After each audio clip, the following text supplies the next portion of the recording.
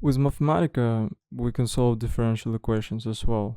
We can solve ordinary differential equations, ODEs, or partial differential equations. We can also solve differential algebraic equation, DAEs, or DDEs, delay differential equations.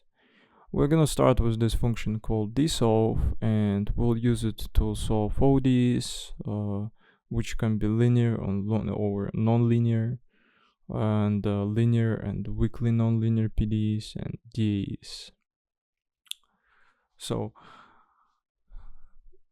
let's just briefly cover the differential equations. They're just equations where instead of finding a variable, which can be a number or some real value, we are trying to find the function, right, that satisfies the equation. Let's say yx or something. And let's just use the DSolve with a simple example right here. And let's say we have a function y prime of x, which is x squared sine of x. And now we're just trying to solve this differential equation for y of x and independent variable of x. That's it. We get the answer, and we get the general solution because we didn't give any initial conditions, because you see that constant right here. We can also give the initial conditions if we want. This is totally possible.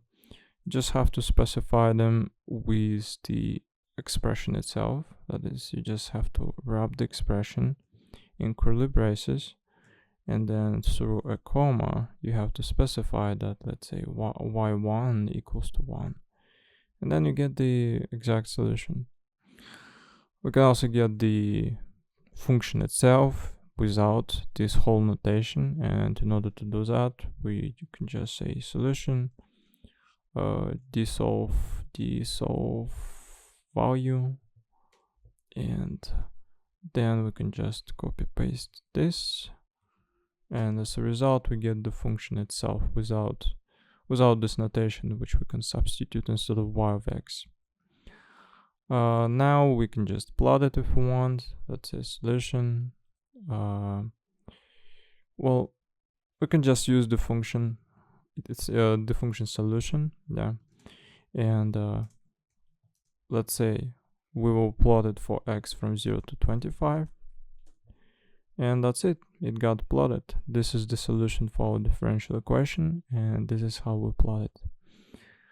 Now, we can also give it multiple initial conditions if we want. Let's give it another slightly more complex example, and that is we start with DSolve value to get the function itself, and let's say we have a function y double prime of x, that is second derivative, plus y prime of x, which is first derivative, plus y of x, and all of this equals to 0. And then we will find the yx, and independent variable is x. So we solve in terms of y of x. Now let's add the additional initial conditions just like before. Wrap this expression in curly braces, add a comma, and then you have y0 equals to 0, and let's say y prime of 1 will equal to 1. And that's it. We get this solution, and we can plot it. Let's plot it. Solution, and x will be from -2 to 10. And we get this graph of the solution of the differential equation. We can also explore various solutions if we want, given a general solution, just like here, right? We can just remove these initial conditions, we get the general solution, and then we can create a table from that, right? A table full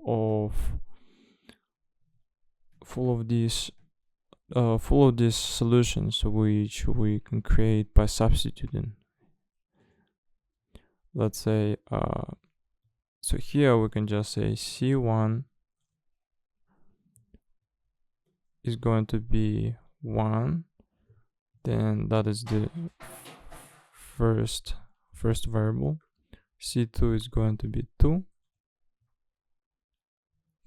C2 is going to be J. This is going to be I. And then we're going to have the iterations over these fins. We'll go from -1 to 1 to 1. And we will have J to be -1, 1, and 1. That's it. We get all these solutions, and we can format it as in terms of table form, if we can, of course. Yep, table form right here. We have this solution, that solution, and all these solutions just laid out. And now we can just visualize the table of these solutions, and they'll be in different colors, right? Solution table, and x from -2 to 6, right? And then we have plot range, so we just feed the whole thing. And solution table, table form, we perhaps just need to remove that table form for now. And now we just use it, and that's it. And practically we have all these solutions where, yeah, each solution is an equation we saw before, and painted differently. Another thing that might happen is that instead of using this whole thing, you might go and substitute this whole table directly, right? But in this case, what happens is that the whole thing becomes blue. And to avoid that, the reason this happens is that because it gets evaluated as this whole function gets evaluated, Mathematica practically treats all the equations we have as the same thing. That is the same equation, and that is the reason we need to evaluate this whole table expression.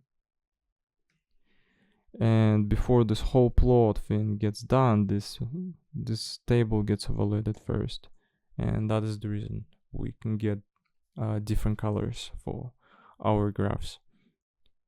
And that is practically it.